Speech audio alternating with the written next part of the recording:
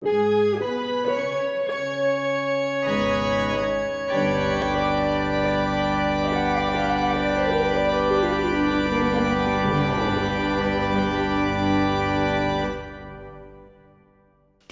waar hoor je dat? Gitaar en orgel. Kerkorgel, pijporgel.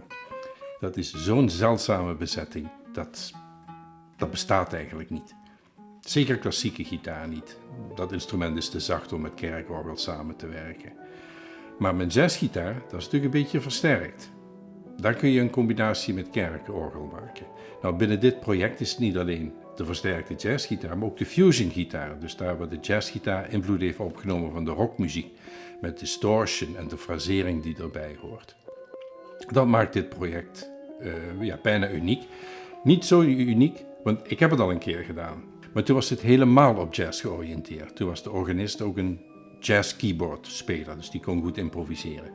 En deze keer is het project bijzonder, omdat we het niet alleen jazz doen, maar omdat we vooral ook gecomponeerde muziek naar voren schuiven. En 8 componisten hebben toegezegd voor deze bezetting te schrijven. Kerkorgel, pijporgel en jazzgitaar. Daar zitten ook componisten bij die rock kunnen spelen.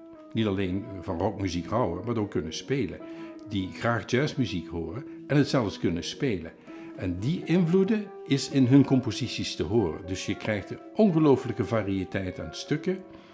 Er is een stuk waar één componist zelfs gewoon akkoorden heeft voorgeschreven, waar ik over moet improviseren. Een ander heeft alleen helemaal uitgeschreven wat er moet gebeuren. En dan is het jazz-element het feit dat het door een jazzgitaar gespeeld wordt.